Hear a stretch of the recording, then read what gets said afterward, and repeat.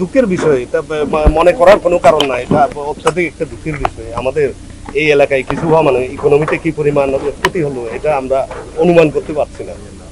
না আমি তো আসার আগেই আমি নিজেও ভয় পাচ্ছিলাম যেতে পারবো কিনা, কিন্তু আমার মতো অনেক বিরোধ এই দেশে আছে এবং তারা এখানে এসে টাকা পয়সা দিয়ে যায় বলি এনজয় করে আমাদের সৌন্দর্যটাকে। দুঃখের বিষয়। I seriously believe in that. আমি খুব দুঃখের বিষয়। আমি কিন্তু 23 তারিখে সিদ্ধান্ত নিয়েছি, যখন দেখলাম এই সপ্তাহে আমাদের ক্যাবিনেট হবে না, তো আমি সিদ্ধান্ত নিয়েছি 24 তারিখ রওনা দিয়েছি। অর্ধেক পথে এসে শুনি যে আগুন লেগে গেছে, কিন্তু আমার আসার জন্য এই আগুন দেখার জন্য আমি আসি নাই। আমার বহু আগে থেকে আমার একটা অবজেক্টিভ ছিল যে এখানে পানির ব্যবস্থাটা কিভাবে করে দেওয়া যায়, এটা হলো আমার অন্যতম একটা চিন্তা। এবং আমার চেয়ারম্যান মহোদয় রাঙামাটি উনিও খুব চিন্তা করতেছিলেন। আমরা প্রায় সময় কথা বলি যে পানির ব্যবস্থাটা কিভাবে করব। দেন আমাদের আরেকটা চিন্তা হচ্ছে এখানকার বাচ্চাগুলোকে পড়াশুনো করাতে হবে, পড়াশুনো কিভাবে করানো যায়। তারপরে এই এলাকায় একটা হসপিটাল অথবা ক্লিনিক টাইপের সরকারি হলে কেমন হয়, এগুলো নিয়েও আমরা অনেক করতেছিলাম। তারপরে আমি সব সময় কিছু জিনিস নিয়ে কথা বলি, সেটা হচ্ছে কোয়ালিটি এডুকেশন। আমি সিরিয়াসলি বিশ্বাস করি লাইভলিহুড ডেভেলপ করতে হবে। এই যে লাইভলিহুডের যদি এই অবস্থা হয়, আমরা তো অনেক পিছিয়ে লাভ।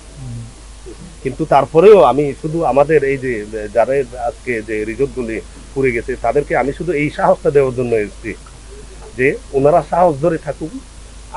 এখান থেকে আমরা ওভারকাম করার জন্য যা কিছু আছে আমাদের সরকারি পক্ষ থেকে, এবং যেখানে ওনারা বলবেন আমাকে ওখানে গিয়ে এই কথা বলে দেন, আমি গিয়ে কথা বলব।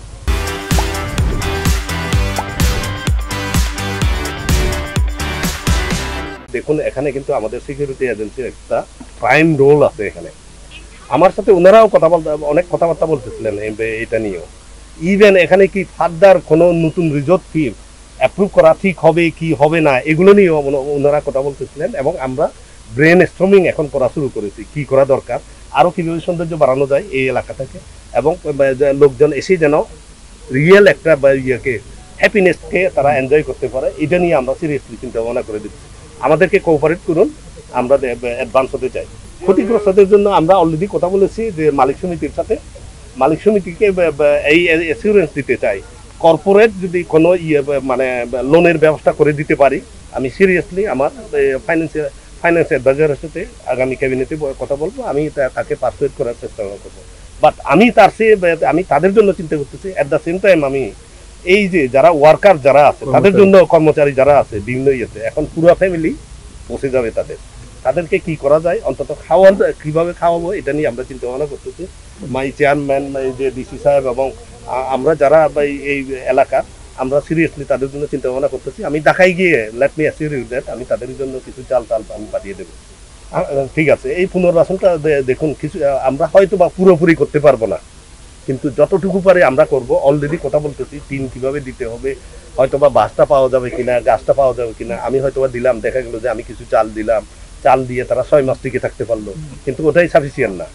এটা নিয়ে আমরা কথা বলতেছি। আমরা পানিটা নিয়ে একটা পার্মানেন্ট সলিউশনে যেতে চাই।